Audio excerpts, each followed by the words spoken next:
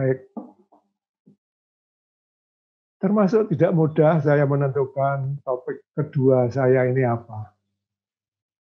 Kalau dari hati nurani saya akan ngomong bahwa topik kedua ini adalah topik yang menyangkut mengenai komitmen orang safety. Tetapi saya mendengarkan para adik-adik pemula yang mereka rata-rata itu bingung. Saya ini masuk safety itu sebaiknya apa dulu? Sebetulnya apa dulu?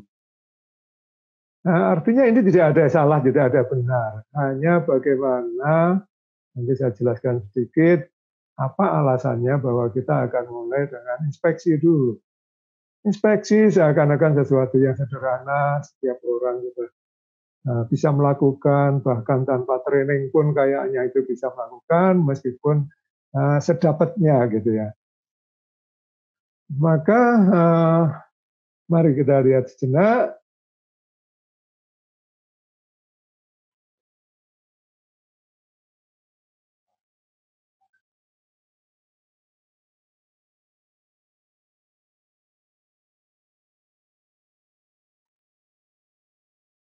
Jadi saya sudah kenalan, lagi.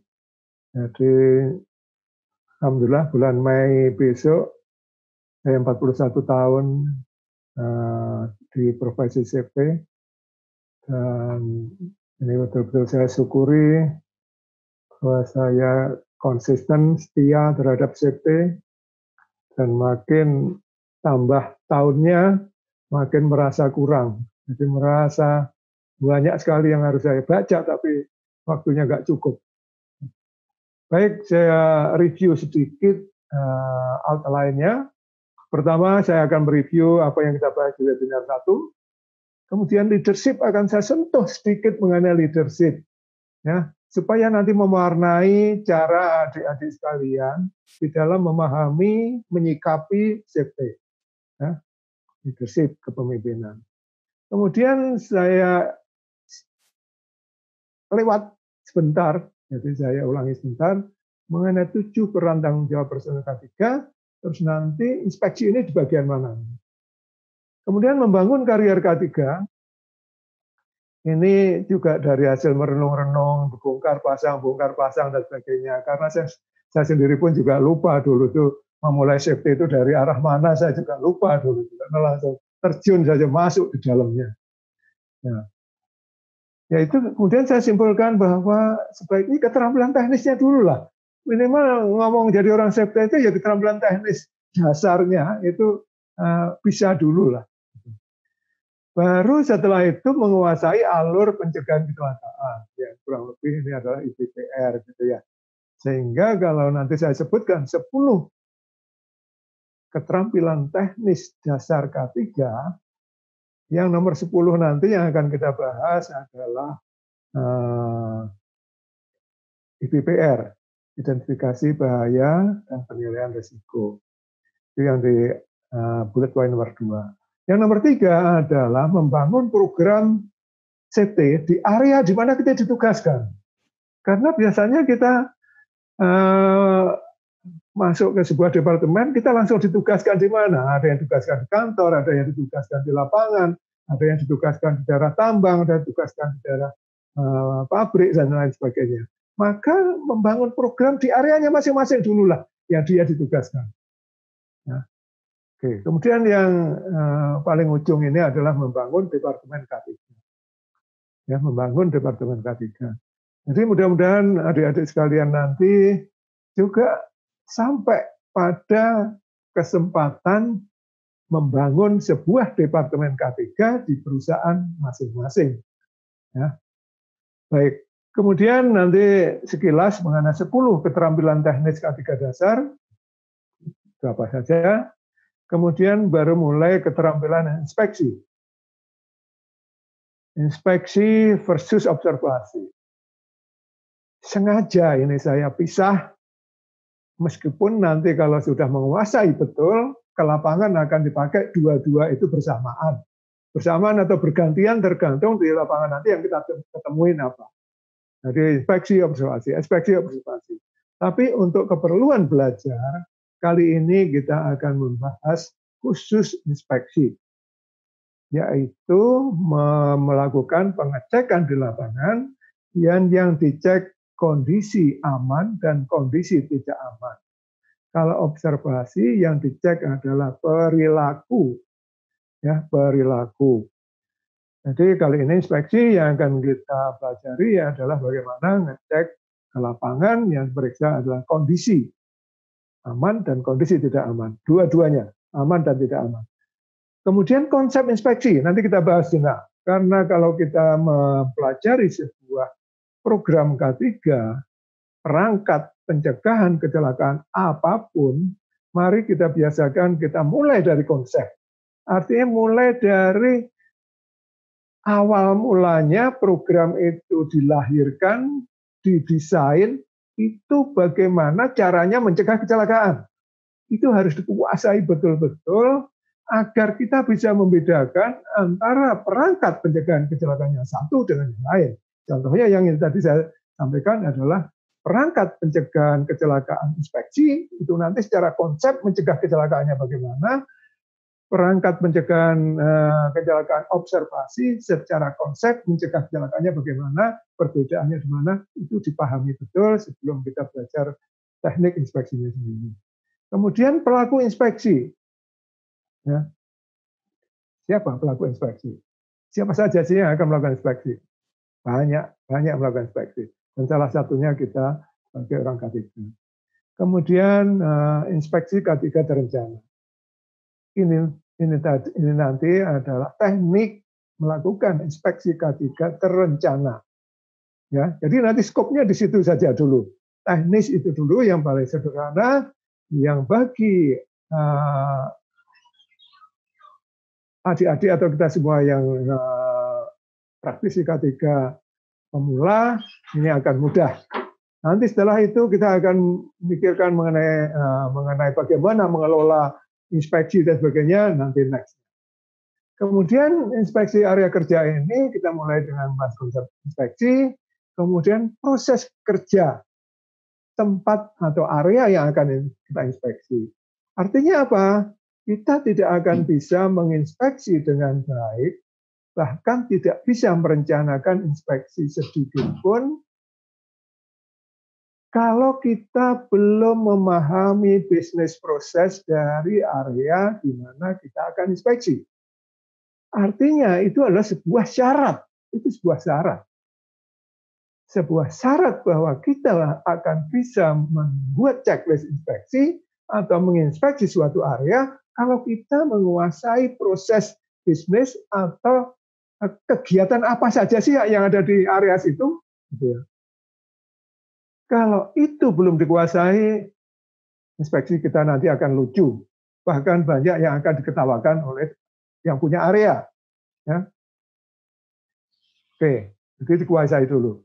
Kemudian baru kita buat checklist inspeksi. Checklist inspeksi yang spesial, yang dibuat khas untuk area itu saja. Banyak sekali dari kita yang membuat checklist inspeksi itu sapu jagat. Artinya bahwa checklist inspeksi umum dipakai di mana saja, oleh siapa saja. Nah, untuk yang sudah ahli, itu nggak ada masalah karena ilmunya sudah banyak. Tetapi kalau bagi yang pemula dan di satu departemen, satu perusahaan maupun satu departemen HSE pun, departemen K3, itu variasi kesenioran atau pemahaman mengenai safety itu pun juga tidak akan sama persis. Semuanya akan berbeda-beda. Oleh karena itu, dengan membuat checklist yang hanya judul-judul saja, itu tidak tepat. Dengan membuat checklist yang detail sesuai dengan per area, yang menunjukkan area yang dicek, apa yang dicek, dan kondisi apa yang dicari, itu baru bisa menjaga sebuah hasil inspeksi akan sama meskipun dilakukan oleh siapapun juga levelnya. Kemudian perencanaan inspeksi bagaimana, kemudian pelaksanaan inspeksinya sendiri. Kemudian di sini dalam inspeksi pasti kita akan komunikasi. Nggak mungkin meskipun kita akan menginspeksi alat, tool, perkakas dan sebagainya, pasti perkakas itu ada yang punya, ada yang jaga, sehingga kita pasti akan komunikasi. Ya, nah nanti komunikasi nanti akan saya bedakan singkat saja mengenai kalau tanpa leadership itu komunikasinya biasanya bagaimana, dan kalau dengan tool leadership disentuh sedikit dengan leadership nanti cara komunikasinya bagaimana. Kemudian membuat laporan inspeksi, tindak lanjut laporan inspeksi, rangkuman, dan next webinar. Kurang lebih dan seperti itu. Di sini saya sekilas mengenai leadership. Ya, siapapun kita orangnya, kita itu akan ingin tren kita itu menanjak, menanjak yang kita mencapai prestasi. Mau di tempat kerja, mau di tempat kuliah, mau di rumah, dimanapun ada kita berada, semua akan ingin meningkat dari hari ke hari. Karena kita pun juga diingatkan ya bahwa yang hari ini lebih sama dengan hari kemarin, kita rugi. Jadi kita harus hari ini harus lebih baik dari kemarin, yang artinya bahwa kita meningkat. Nah, untuk meningkat itu sebetulnya hanya kombinasi antara dua hal, antara kemampuan, ya, yang ini kemampuan, panah ke kanan ini kemampuan, dan kemauan. Jadi untuk mencapai sesuatu, kita ini hanya dua unsur saja. Yang hitam ini adalah kemampuan, dan yang ke atas ini adalah kemauan. Sehingga terjadilah ini, berapa derajat ini naik prestasinya, ini tergantung dua-duanya ini. Ya, dua-duanya ini. Nah, sekarang ini mari kita lihat, apa sih yang dimaksud dengan leadership? Kita semua sudah tahu, leadership bahasa Indonesianya adalah kepemimpinan. Dan saya yakin adik-adik sekalian juga tahu, leadership adalah sebuah kekuatan untuk mempengaruhi orang lain menjadi lebih baik. Kekuatan untuk mempengaruhi orang lain menjadi lebih baik. Mempengaruhi lebih atau berbeda dari menyuruh, memerintah. Mempengaruhi adalah membuat seseorang menjadi tergerak sendiri. Jadi leadership ini nanti adanya itu mempengaruhi seseorang ini agar mau. Jadi yang merah ini ke atas. Leadership itu membuat seseorang menjadi mau melakukan apa yang dia mampu. Karena banyak sekali orang yang mampu tapi tidak mau melakukan. Itu nggak jadi apa-apa. Ya, nggak akan jadi apa-apa. Nah, sedangkan kalau orang tidak mampu, itu diapain? Orang yang tidak mampu, yang tidak tahu, ya di training, dilatih ya. Oke, nanti. Nah, sekarang ciri-ciri leader nih, biar adik-adik sekalian ngecek dirinya sendiri semua. Saya tergolong leader bukan ya, gitu ya. Ciri-ciri leader itu pertama disiplin, pasti. Nggak ada leader yang nggak disiplin. Jadi kalau adik-adik tadi masuk untuk ikut webinar ini sudah tepat waktu, sudah punya tiket sebagai leader. Kalau di antara kuliah atau di antara bekerja, menyediakan waktu untuk belajar melalui webinar ini, berarti sudah go beyond. Go beyond itu adalah lebih dari yang seharusnya. Atau ada yang memakai istilah extra mile. Ya, mile-nya ekstra, jadi extra mile. Go beyond itu adalah lebih dari bandrol. Jadi kalau adik-adik sekalian di antara kuliah, di antara bekerja, menyempatkan untuk belajar, entah lewat webinar, entah lewat website, entah lewat mana saja, itu tandanya sudah go beyond. Artinya lebih dari seharusnya yang dia dilakukan tempat kerja atau di bangku kuliah. Nanti sudah 2 tiket leader. Ya. Kemudian yang ketiga adalah ciri-ciri leader itu akan tumbuh. Leader itu tumbuh karena ini panahnya adalah dari mencapai prestasi itu tumbuh, jadi naik. Bahkan yang tumbuh bukan hanya dia. Leader itu yang tumbuh juga sekitarnya. Kalau dia punya anak buahnya pasti tumbuh. Ya. Kalau itu seorang kepala rumah tangga, pasti istrinya dan anak-anaknya akan tumbuh. Bahkan tetangga-tangganya ikut tumbuh. Teman-temannya sekitarnya akan ikut tumbuh. Kemudian yang keempat, ciri-ciri leader itu role model. Menjadi model, menjadi teladan. Ya, menjadi teladan. Sikapnya bisa diteladani. Ya, teladan. Dan yang kelima adalah seorang leader pasti bertanggung jawab. Bahkan bukan hanya tanggung jawab, tapi juga accountable. Ya, bisa bertanggung jawabkan. Sehingga itu sekilas. Sehingga kalau adik-adik sekalian di antara 5 tadi sudah punya modal 2, 3, atau 4, itu sudah luar biasa. Dan teruskan. Adik-adik sekalian akan melesat seperti panah ini. Oke, nah sekarang agar mampu itu training, ini di training agar mampu itu di training. Kayak webinar ini adalah training mampu. Tapi pulang dari sini mau apa tidak itu lain hal. Mau nerapkan apa tidak, mau baca lagi apa tidak, mau kalau tidak tahu mau tanya apa tidak dan sebagainya itu lain hal. Itulah yang dikatakan dipengaruhi. Sehingga saya berhasil atau tidak mempengaruhi adik-adik sekalian untuk terus belajar mengenai safety sepulang dari webinar ini, itu yang menentukan adik-adik ini panahnya akan mencapai prestasi ini seberapa terjal. Ya. Jadi dari sisi mampu dan mau. Baik itu sekilas mengenai leadership.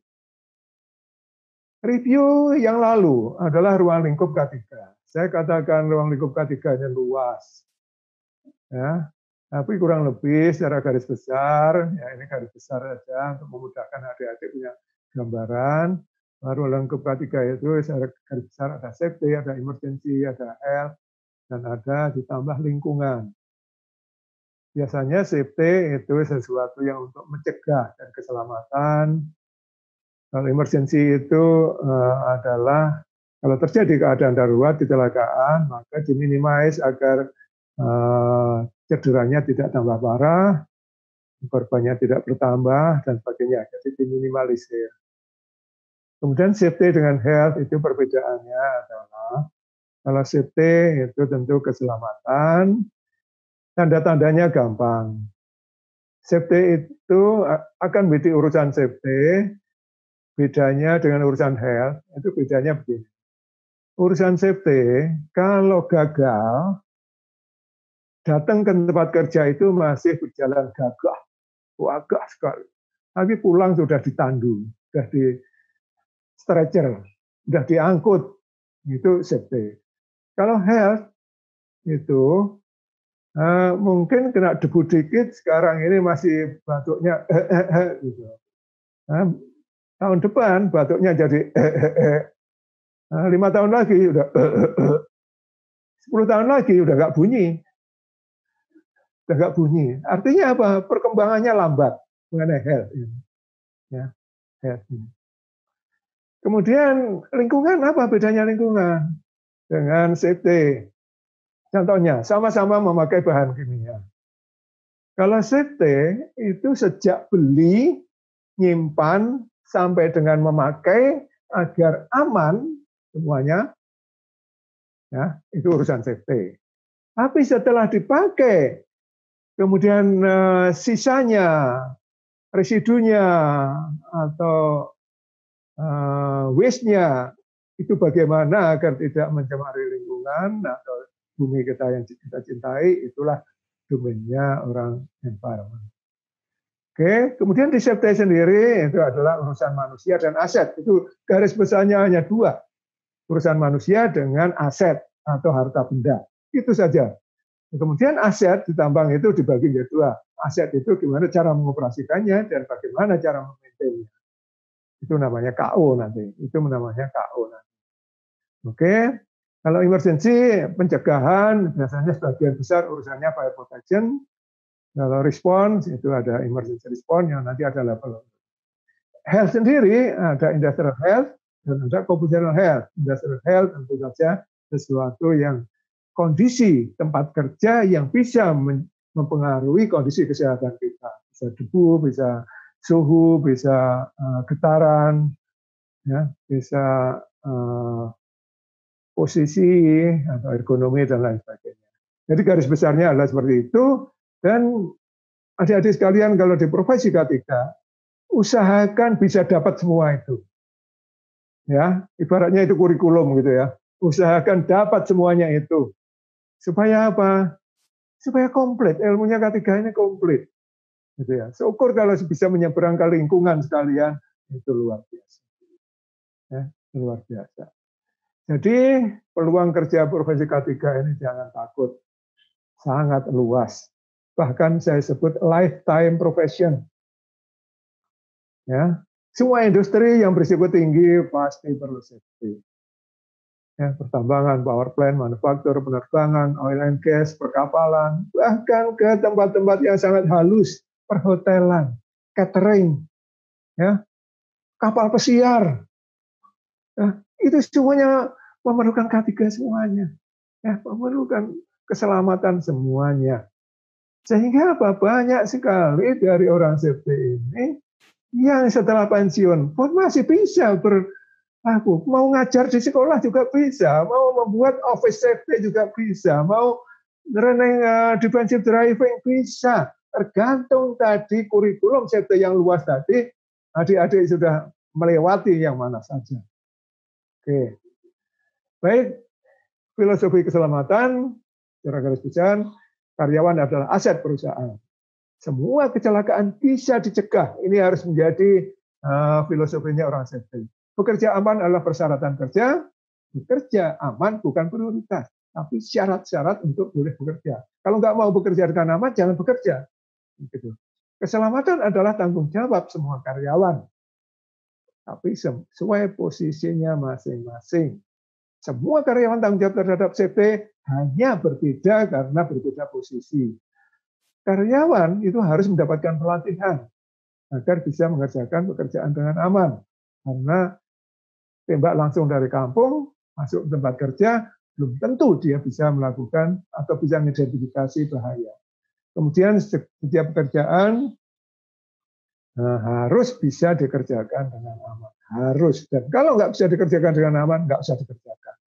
Itu adalah filosofi, ya, itu filosofi. 3 target perilaku aman itu ya yang disebut aman atau safe. Mari kita biasakan dengan memenuhi 3 kriteria.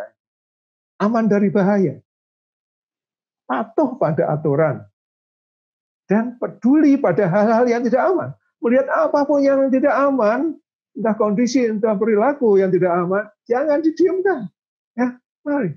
Jadi aman itu tidak ada bahaya, tidak aman dari bahaya, patuh pada aturan, dan peduli pada hal-hal yang tidak aman.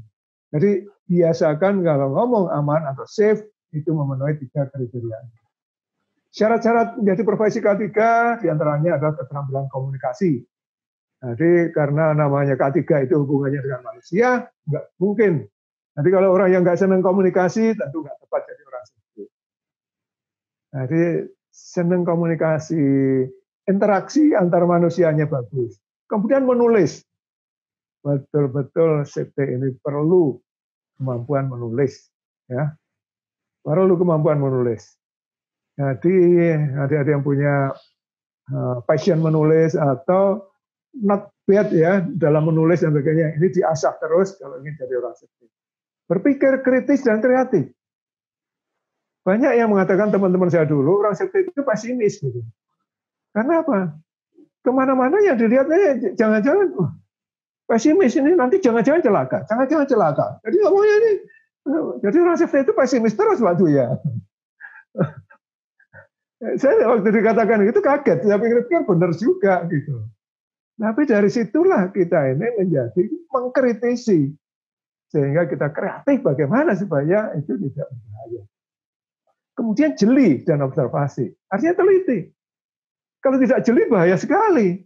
Kita nggak mengidentifikasi suatu bahaya, kita masuk situ ternyata orang yang di depan kita celaka. Celakanya di mana? Hanya 1 meter di depannya orang safety.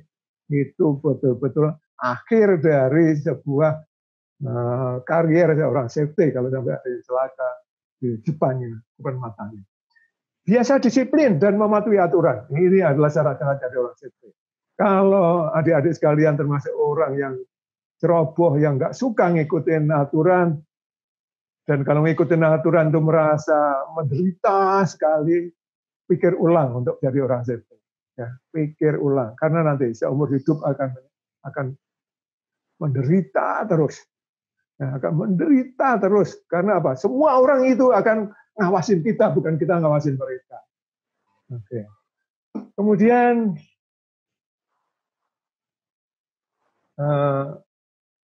bisa bekerja di sendirian maupun bisa bekerja di bersama tim. Kemudian integritas, artinya apa? Apa yang kita omongin dan kita lakukan sama, ya. Jadi kita jadi role model. Kemudian kalau bisa berbahasa Inggris dengan baik, tentu akan cepat sekali berkembang karena banyak sekali referensi-referensi bahasa Inggris yang tersedia dan itu akan kita butuhkan selama kita berkarya. Kemudian peran tanggung jawab personil K3 adalah 7. Tapi sebelum itu saya sampaikan, mari, ini saya nggak ada namanya, jadi dari safety professional dari Petrochemical Company, dia mengatakan, sebagai personil K3, kita adalah sumber daya safety.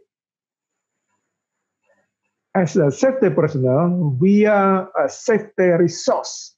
Kita ini safety resource sebagai sumber daya safety, bukan polisi, bukan polisi. Kita kalau hanya jadi polisi kecil, ya kecil. Kita sumber daya safety, jadi orang safety itu. Artinya apa? Ditanya tahu, ya. Dimintain bantuan bisa, ya. Dimintain ngajar bisa, disuruh jadi polisi bisa, suruh jadi guru bisa, suruh menulis SOP bisa. Kita akan jadi resource. Maka coba bayangkan, ya bayangkan, selama kita jadi orang safety, dimanapun kita berada, ketemu pekerja, ketemu pengawas, ketemu manajemen, top manajemen, kita sudah mampu menjadi resource bagi masing-masing mereka atau belum? Nah, kalau kita belum, itu jalan kita belum jadi orang safety betulan. Jadi mari kita jadi resource atau sumber daya safety. Lalu apa saja? 7 ini saya singkat dengan BINWAS, pembinaan dan pengawasan. Jadi peran tanggung jawab K3 itu 7 dan singkatannya adalah BINWAS, pembinaan dan pengawasan. Yang pertama, mau tidak mau harus jadi staf ahli bidang K3. Nanti orang lain akan menganggap kita sebagai staf ahli, kita harus menerima.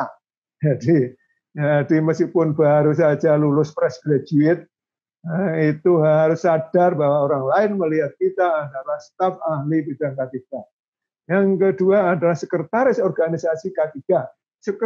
Organisasi K3 apapun juga yang struktural maupun fungsional, kita harus jadi sekretaris. Jangan jadi ketua. Dan jangan boleh sekretaris itu diduduki oleh orang bukan safety. Ya. Karena apa? Sekretaris itu mengawal. Kemudian mengelola statistik. Ini pusaka kita pertama. Statistik itu pusaka kita. Mengapa saya katakan pusaka? Karena sekarang ini alat ukur safety yang diakui apple to apple dengan yang lain itu baru statistik kecelakaan. Tapi banyak dari kita yang tidak tahu bagaimana mengelola statistik. Ya, tidak tahu. Maka mengelola statistik ini pusaka. Itu pusaka. Oke, mudah-mudahan nanti kita bisa webinar ini akan sampai nanti pada bagaimana membahas statistik. Kemudian desainer dan pembuat program. Jadi semua program-program tadi yang safety, emergency response, kemudian baik health-nya, semuanya tadi, sampai lingkungan dan sebagainya, itu semuanya nanti yang membuat siapa sih programnya itu, SOP-nya itu semuanya adalah kita sebagai orang safety. Kita harus malu kalau sampai yang membuat itu Pak sampai orang operation. Jadi kita harus malu. Ya. Kalau tujuannya kita dalam rangka mengembangkan mereka agar mereka bisa membuat JSA, mereka buat SOP, kemudian kita sebagai pendampingnya hebat. Hebat, itu namanya pelibatan atau industri. Kemudian pengembang skill K3. Kita yang bertanggung jawab mengembangkan skill. Tadi kan dikatakan, safety tanggung jawab semua karyawan. Sesuai posisinya masing-masing. Maka kita yang berkewajiban mengembangkan pekerja melakukan peran safety-nya. Pengawas melakukan peran safety-nya. Middle management memainkan peran safety-nya. top manajemen memainkan peran safety-nya. Semuanya tanggung jawab pengembangannya ada di kita sebagai orang safety. Yang keenam adalah organizer. Kegiatan safety itu banyak. Dari 1 Januari sampai dengan 31 Desember, yang dilakukan oleh pekerja, pengawas, middle management, top management, jumlahnya banyak sekali. Ada yang berhubungan dengan pemerintah, ada yang berhubungan dengan masyarakat setempat, dan sebagainya. Semuanya banyak kegiatan. Ada yang safety, ada yang lingkungan, ada yang emergency, ada yang health, dan jumlahnya banyak sekali. Dan yang menjadi IO-nya, event organizer-nya adalah kita. Dan yang terakhir adalah kita jadi evaluator. Jadi orang safety kita jadi evaluator. Nah, sekarang hari ini ya kita belum bisa membahas nomor 1 sampai nomor 6. Maka hari ini kita akan membahas salah satu topik evaluator. Karena evaluator itu ada inspeksi, ada observasi, ada audit, ada monitoring, ya, ada monitoring. Nah, ada evaluasi, ada review, dan sebagainya. Maka hari ini kita akan belajar satu dari topik evaluator, yaitu inspeksi. Ya. Baik, Pak Dwi. Setelah mengetahui bahwa peran dan tanggung jawab personel K3 itu ada 7 ya Pak Dwi tadi ya, yang sudah kita bahas. Lalu sebenarnya urutan kita dalam membangun karir di safety itu bagaimana Pak Dwi? Yang mana dulu? Oh. Jadi tugas kita tadi banyak ya, tugas peran tanggung jawab kita ada 7. Kemudian kira-kira kalau kita terdampar di safety, ini mulainya dari mana duluan gitu Pak Galih ya? Iya betul. Oke, betul. Ini saya renung-renung agak lama ya, Pak Galih. Jadi saya sudah terlanjur nyebur di lautan safety itu lama sekali, sehingga ini mulai dari mana itu saya ini termasuk nggak mudah kemarin menetapkan. Jadi yang topik kedua ini apa? Tapi setelah saya pikir-pikir, ya, tahapan membangun karier itu yang saya kayak anak tangga ini. Yaitu pertama adalah kita ini perlu keterampilan teknis dulu ini, ya, keterampilan teknis. Kalau kita ngomong orang safety, terus kita ke lapangan, terus ditanya oleh siapa-siapa ngomong gini, maaf mas, saya baru orang baru gitu ya. Maaf mas, orang baru dan sebagainya. Ini maafnya kebanyakan kalau kita sebelum tahu teknisnya. Maka marilah jadi orang safety itu kita tahu teknisnya dulu lah minimal ya. Teknisnya dulu. Bahkan teknisnya itu ada 10. Saya lengkapi 10 supaya menghafalkannya mudah. Ya, 10 gitu ya. 10 ini yang mana dulu? Maka saya putuskan bahwa yang pertama ada inspeksi dulu.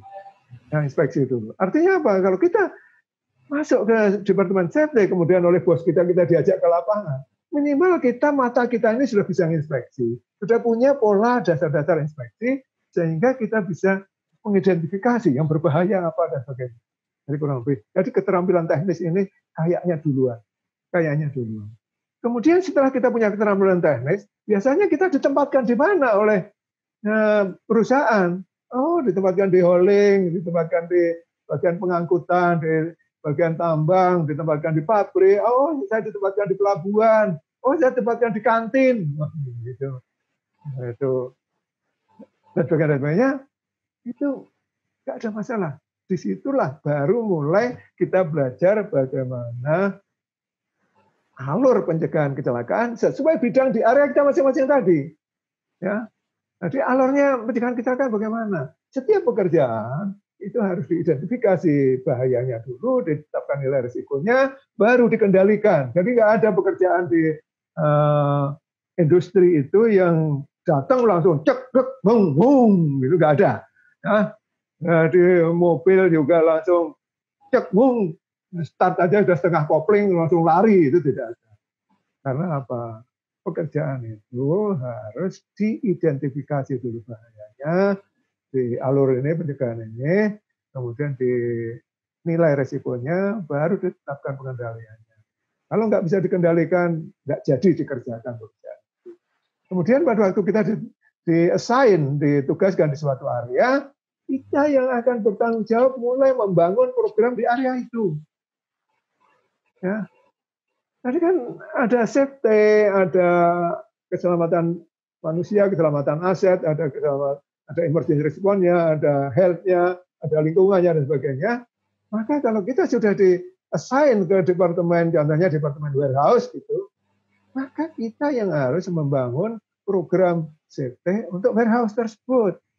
Jadi butuh safety-nya apa, butuh health-nya apa, butuh emergency response-nya apa, butuh lingkungannya apa, itu kita. Nah, itu kita. Oke, nah nanti mudah-mudahan adik-adik sekalian juga karirnya nanjak terus sehingga ada kesempatan membangun sebuah departemen safety yang strong, yang solid. Jadi kurang lebih Pak Galih, jadi kita kayaknya nggak ada pilihan kalau kita harus mulai dari keterampilan teknis ini, ya keterampilan teknis. Siap. Nah keterampilan teknis itu ada 10 ini supaya ngafalkannya mudah ini Pak Galih ya. Yang nomor 1 sampai nomor 8 sudah jelas itu adalah materi POP. Inspeksi, observasi, safety meeting, pre-job safety talk, daily pre-safe check, CSA, investigasi insiden, IBPR. Yang 9 adalah teknik menyusun prosedur. Ini orang safety ini harus keahlian di depan, harus skill di depan, ini teknik menyusun prosedur. Kemudian 10 adalah dasar-dasar tanggap darurat. Ini penting. Karena apa? Nomor 1 sampai 9. Nah, nomor 1 sampai 9 itu semuanya adalah program proaktif. Satu-satunya program reaktif yang nomor 10. Jadi kalau kita baru belajar 1 sampai 9, pada waktu terjadi darurat kita nggak tahu karena kita belum belajar yang reaktifnya. Oh, nomor 7 juga reaktif, sorry. Ya. Jadi nomor 7 dengan nomor 10 itu reaktif. Nomor 1, 2, 3, 4, 5, 6, 8, 9 itu semuanya adalah proaktif. Oke. Nah, sekarang dari 10 ini nggak mungkin kita belajar bersama-sama atau belajar sekaligus, nggak mungkin. Andai kata adik-adik pun giganya besar sehingga bisa nampung sekaligus pun saya yang nggak mampu untuk memberikan 10 sekaligus. Maka sekarang mari kita ngomong mengenai inspeksi duluan. Nah, tadi alur pencegahan kecelakaan itu ringkasannya seperti ini, pekerjaan, identifikasi bahayanya, dinilai risikonya, dikendalikan risikonya, kemudian baru bekerja aman. Jadi kurang lebih alurnya nih. Jadi nanti IBPR ini kayaknya di ujung akhir dari yang 10 nanti yang akan kita pelajari di ujung belakang. Oke, kemudian kalau kita ditugaskan di sebuah area, jadi personil K3 ini kalau mundur kita sebagai personil K3, kita ini tentu personil K3 ini, kita mulai menguasai 7 peran tanggung jawab ini pelan-pelan.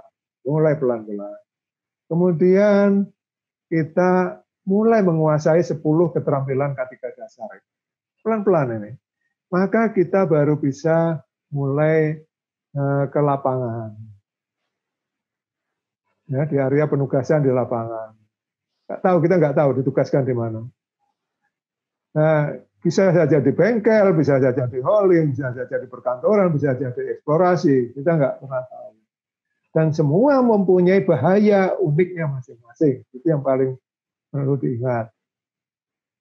Kemudian setiap masuk ke suatu area, selalu biasakan kuasai bisnis proses, kuasai kegiatan pekerjaan itu sendiri. Eksplorasi, itu bisnis prosesnya bagaimana? Berbeda dengan hauling. Pabrik berbeda dengan tambang. Tambang berbeda dengan kegiatannya berbeda dengan pelabuhan. Pelabuhan beda dengan kantin. Contohnya seperti itu. Jadi sehingga dan risiko itu hubungannya dengan kegiatan bisnis proses. Maka kita harus PR pertama kalau nanti adik-adik di-assign ke suatu area, usahakan ikut kerja shift 1 bulan. Paling sedikit 1 bulan ikut kerja pagi, kerja sore, kerja malam. Agar tahu betul risiko apa siang, risiko apa sore, risiko apa yang ada di malam hari. Dan sebenarnya kalau kita sudah menguasai bisnis proses 24 jam, hebat. Karena kita nggak akan bisa ditipu oleh orang lapangan lagi. Dan kita nggak bisa diketawain oleh orang lapangan lagi. Ya. Dan kita bisa membangun program area itu, hasilnya akan hebat. Kemudian IBPR, ya, mulai area itu diidentifikasi bahaya dan penilaian risikonya, ya, kendalikan risikonya. Jadi kurang lebih kendalikan risiko inilah yang namanya program. Jadi program safety itu yang program pengendalian risiko ini. Nah, pengendalian risiko ini tadi sudah kita bahas, itu macam-macam. Ada safety, ada KO, ada IHOH, ada tanggap darurat, kemampuan legal, fire, dan sebagainya. Oke.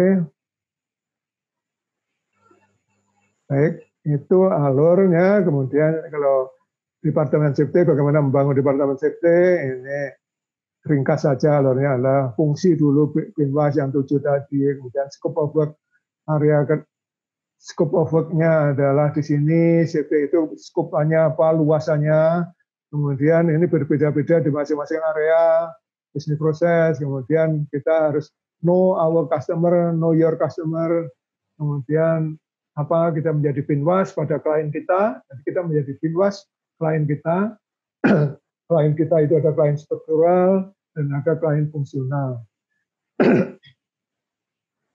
Ya, kemudian kita mendevelop, ingat mendevelop soft skill dan mendevelop hard skill diri kita sendiri dan klien kita, ya klien kita yang mendevelop itu.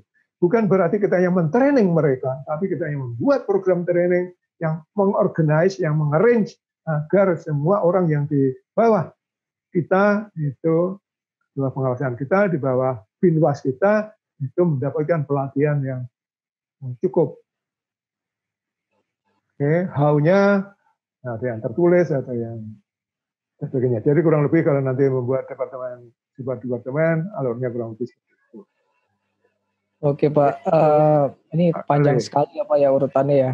Berarti minimal kita sebagai personal K3 ini harus menguasai 10 basic keterampilan yang tadi dulu Bapak sebutkan dulu ya Pak ya. Ya. Kemudian dari 10 tersebut yang benar-benar kita harus kuasai itu apa dulu sih Pak dan kenapa? Oke. Pertanyaan yang baik ini. Saya tak mikir dulu Pak kali. 10 tadi, itu mana yang duluan? Kayaknya yang paling pas inspeksi. Observasi sebetulnya bisa untuk pilihan, tetapi observasi lebih sulit daripada inspeksi. Kita belajar observasi, belum belajar inspeksi, nggak pas. Ya. Jadi ingat ya, inspeksi adalah melakukan pengecekan kondisi, sedangkan observasi pengecekan perilaku. Tentu kita bisa bayangkan, ngecek perilaku itu lebih sulit daripada ngecek kondisi, karena kondisi itu berhubungan dengan benda mati. Ya. Sedangkan perilaku berhubungan dengan manusia hidup. Artinya apa? Kita perlu punya keahlian inspeksi dulu, latihan komunikasinya bagaimana, baru nanti kita melangkah ke observasi. Tapi insya Allah minggu depan kita sudah masuk ke observasi. Baik Pak. Okay. Mungkin sebelum masuk inspeksi, mungkin rekan-rekan ada yang mau bertanya dulu mungkin. Silakan. Ya. Kalau ada dulu sebelum masuk ke topik inspeksi. Silakan tekan tombol reaction saja, nanti dari kami akan unmute teman-teman. Silakan kalau ada pertanyaan. Jadi pertanyaannya yang sehubungan dengan, jadi orang safety dulu ya, bukaan ini tadi.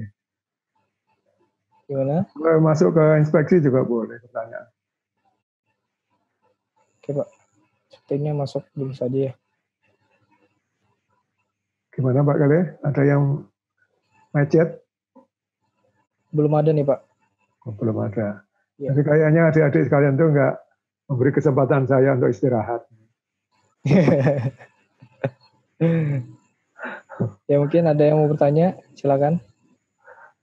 Ditekan tombol reaction di bawah dulu. Nanti dari kami akan unmute kan. Gimana rekan-rekan? Oke. Mungkin saya ingatkan juga, tadi Pak Galih juga sudah mengingatkan ya, bahwa PPT atau PowerPoint itu paling banyak isinya 70% dari materi. Yang 30% adalah yang saya sampaikan. Sehingga sangat perlu bagi adik-adik sekalian untuk membiasakan mencatat. Ya, mencatat. Meskipun nanti PPT ini akan di-share, akan dibagi, gitu ya. Tetapi pada waktu di poin sini tadi, apa ya penjelasannya? Nggak akan ingat kalau tidak dicatat. Ya, nggak akan ingat. Yang Muslim, Allah sendiri mengingatkan. Di surat 54 ayat 53, yang besar maupun yang kecil ditulis. Artinya apa? Kita diperintahkan untuk membiasakan menulis. Karena apa? Allah tahu betul, yang Maha Kuasa ini tahu betul, makhluk ciptaannya yang namanya manusia ini pelupa. Ya, pelupa. Sehingga diingatkan akan menulis. Oke, jadi silahkan biasakan mencatat, biasakan mencatat. Mengapa ini perlu dibiasakan? Karena kalau kita jadi orang safety, pada waktu kita baru saja dapat, tugas kita berikutnya nanti menyampaikan lagi kepada yang lain. Kalau kita nggak nyatet, apa yang akan kita sampaikan? Ya. Atau bisa, tapi sedikit sekali, minimum sekali kalau kita nggak sampaikan nyata. Jadi biasakan mencatat, biasakan mencatat. Baik, saya lanjutkan ke inspeksi. Ketiga, Pak Galih. Ya, boleh Pak. Lanjut. Nanti kalau ada yang mau bertanya, silakan di chat box di bawah saja, nanti akan kita akumulasi di belakang. Itu udah ada yang nanya Mas Galih di chat box, bisa dibuka. Oh ya Pak, ini ada dari Igusti Ngurah Agung. Pak, saya mau tanya, jenis inspeksi itu ada apa saja ya Pak? Terima kasih. Jenis inspeksi. Ya. Oke, baik. Ibu siapa? Ibu Ngurah. Ya. Pak Gusti Ngurah Agung, Pak. Oke. Gusti Ngurah Agung. Baik. Jenis inspeksi. Baik, sekilas dulu, jenis inspeksi itu banyak. Dan kali ini yang akan kita bahas yaitu inspeksi terencana yang bisa dilakukan oleh pengawas, bisa dilakukan oleh anggota manajemen, dan bisa dilakukan oleh orang safety sendiri. Jadi inspeksi K3 terencana. Inspeksi apa lagi yang ada? Adalah P2H. P2H itu inspeksi. Jadi pemeriksaan pekerjaan harian, P2H, pre-operational check itu inspeksi. Ya, itu inspeksi. Kemudian